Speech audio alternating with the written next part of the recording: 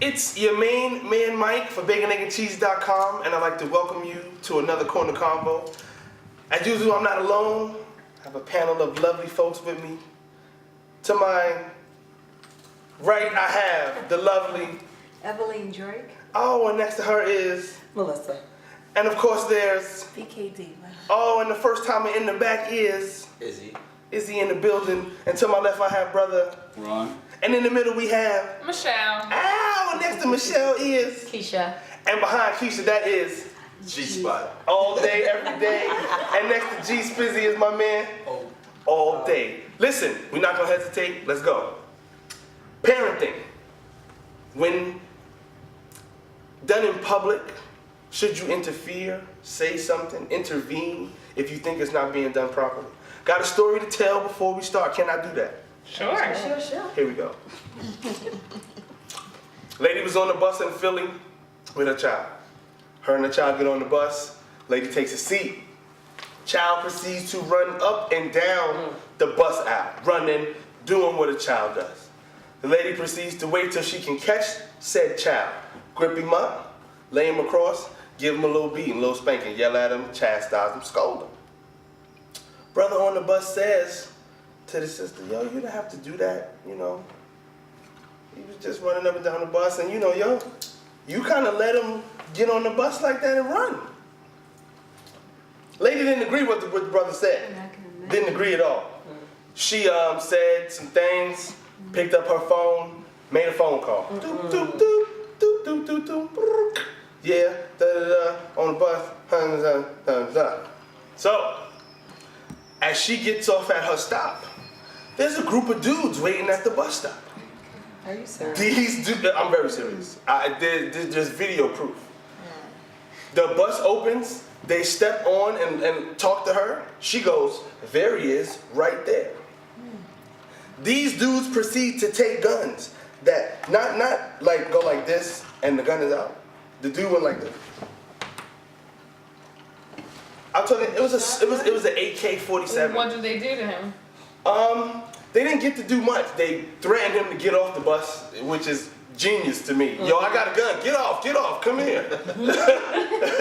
They pretty much terrorized the bus passengers. One brother went to the front, he had a handgun. There was 3 dudes at the back. One had an AK, others had handguns. And the dude who did the threatening, he kind of ran to the front of the bus and jumped on the bus driver's neck and yelled at him to drive away. And as they were pulling off, these dudes started shooting up the back of the bus. Brilliant. So people got killed. No one died. No one was actually shot. But All of that. They just made asses. all of that, because this dude Interfered. felt the need to interfere with someone else's parenting. So of course I think of something like that. I want to bring it to my people at the Corna Convo. So please chime in whenever you're ready. First off, has anyone ever done this? Has anyone ever saw someone parenting in the way they felt was improper and said something, intervened? Nope. I have. Wow, multiple. Anybody care to tell that story? Where can we start? Go right there. Go. I was walking and I had a mom. Child had to be 2.5, 3, and another one in the stroller, and she's pushing and she's walking, but she's also on the phone. And she's going, can I curse? Yeah. Okay. She's like, hurry the fuck up, come on. You're on the phone. To the 2-year-old. The 2-year-old is straggling behind you. First of all, why are you not holding your child's hand? But you have the nerve to, get your fucking ass on, come on, what the hell you... And I was just walking behind her, I couldn't hold my tongue anymore. I'm like, she is 2. How about you hold your child's hand, get off the phone, have a conversation when you're inside? How about you put your child by your other kid on the back of the stroller and push if she's walking so slow? I was like, people like you need to not have kids until you know how to be a parent. Ooh, And I kept it moving. Oh, I love you. and so wait, and so you said you kept it moving? I kept it moving. No, who the fuck you think you talking to? With the tone that I used, I don't think she thought that would be the way to come at me. Can I ask you a question? How old did you think she was? She's got to be 30-something. So It's not a little kid. It's not a... Yeah. Nah. She's got to be in her 30s. Wow. Or she's lived a hard life. Wow. That was, yeah. Oh, wow. Anybody else want to tell their story? Brother Ron, you want to tell your story? You got a story? I don't have a story. I have a defense to the mother. Wait a minute. No. Let me hear these stories first. That's my grandmother. Yeah. Well, I saw a sister in Pathmark pull her child hair, to yank her to come on. Ooh. That offended me. And she had some choice words, but What did you say to her? Did you say, yo, don't do that? Or? I said, ghetto bitches like you shouldn't have children. Wow. I would have slapped your ass. So why'd you go to, I need to ask, why did you go to the extreme instead of saying, You would have what you're doing is not appropriate? Okay, wait. I want everybody to get their point across. I want everybody to get their point No, across. mine is my dude. So the ladies obviously. Wait a second, we're gonna ask him. Let's ask him. The ladies have a question for you, brother, and it's a very great question. Yeah, it's a Legitimate fair, question. legitimate question. So you can answer. I based that on, a stereotype of how she looked, how she spoke. She was not very articulate. She had red and pink, blue fingernails and orange hair. She just looked like a ghetto. The way she spoke to her children, it was in a ghetto dialect. What's a ghetto dialect? I called her. Completely disrespectful. And the way she yanked her daughter's hair and called her bitch come on. Oh, sorry. She Well, said if you bitch can tell come your on. kid that, kid. So my response was based on her harsh, language to a child. So she looked to me like a ghetto bitch. Can I respond now? Sure you can. My response to both of you is, what is your need of saying something? Is it a satisfaction for you, or is it to help the kid? Because in actuality, that kid probably got hit worse. You probably made her more mad at her child. So what's the point? If the point is to satisfy you, then you have no point. To me, the best way to handle it is to give them a dirty look of shame or something to make them feel bad. But to attack them and they can't attack you back, I guarantee you, you're making the child's situation worse. Who are we concerned about? Interesting. And to Very rebut, interesting to rebut perspective. to you, because being an educator, yes, that is a consequence that we have to take. But the one thing that can't be tolerated, nowadays, children know how to pick up the phone, they know how to call ACS and all of that. Right. Some of them, we know the recent events don't even survive to get to that point, to do that, Exactly. unfortunately. But I probably would have used some other words, and I've done it. I went after a mother who was an auntie in Marshall's, and the little boy went to throwing himself on the floor. I came to that little boy. Strange enough, he's trusted me, but I'm still in her sight, and I spoke to him, and I said, is your behavior appropriate? Are you doing what you need to be doing? And I said to her, but he's a child. The only person you're making that look bad and a fool is you. I think Is that's you. great. Because you're making an ass of yourself by cursing the child out, who is only a child. And then the child, in turn, your behavior is incorrect. I got the boy to apologize to him and stay there. He only stood in place because he knew and respected and probably feared me at that moment.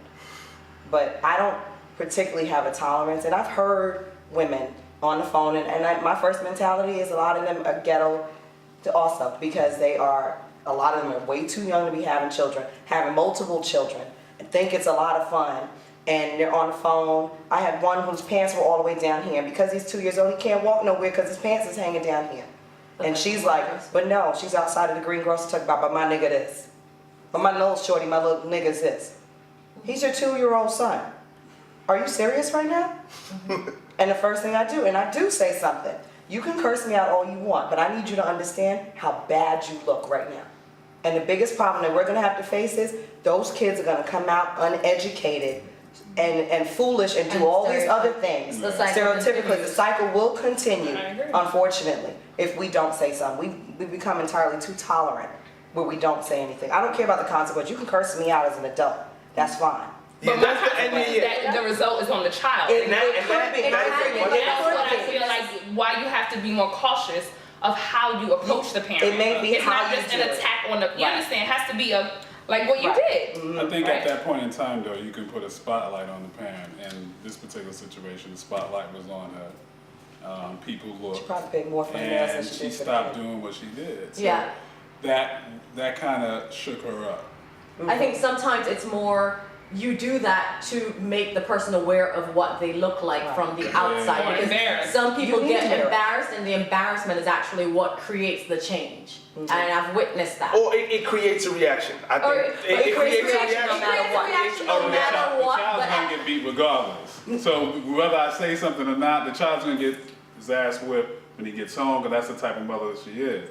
However, by me saying something at that point, okay, maybe now she may think she won't do that again in public. And pass off. Right. well, I will say, after I said that, that lady did hold her child's hand, as opposed to having your child behind you. Anything can happen behind you. Embarrassment always causes a reaction. I have a scenario to put out there. This is a less severe case. Those are severe cases. You know what I Yeah. mean? Honestly, something should be said. You don't step for in all of the those. time, No. but when you hear someone berating a toddler, it's So ridiculous. your kid is just crying. I'm talking crying. I don't know about colic. Say I'm 3, just say saying, 4 years old. I'm saying 4 or 5 years old, just screaming, and somebody just comes up, is everything okay? Did you do this? Are you gonna do you want? And I've seen parents be like, yo, could you please get the fuck out my face and leave me and my motherfucking kid alone? No, I understand that. That's understandable. Yeah, because it's like, I'm the mother. Obviously, children cry. You don't know what it is, so they cry for different things. They're hungry, they're wet, they need whatever to drink. When they can't communicate through talking, they cry. That's what they do. What about fathers? We keep saying mothers. I think that's interesting. We only talking about mothers into action. Well, them too. They are included, but I'm just saying, mind your business. It's alright. When it's crying, My man Ed said he got something on that. What you got to say, brother? Okay, so again, I've raised all my siblings since I was like 2. So my little sisters and them. I'm joking. Nah, we get you, I've man. been We get kids you. nervous since I was 2. Old enough to walk, carrying another baby. But my little brothers and them, they used to just cry, and then my parents would never care. And then people in the street, she okay? She good?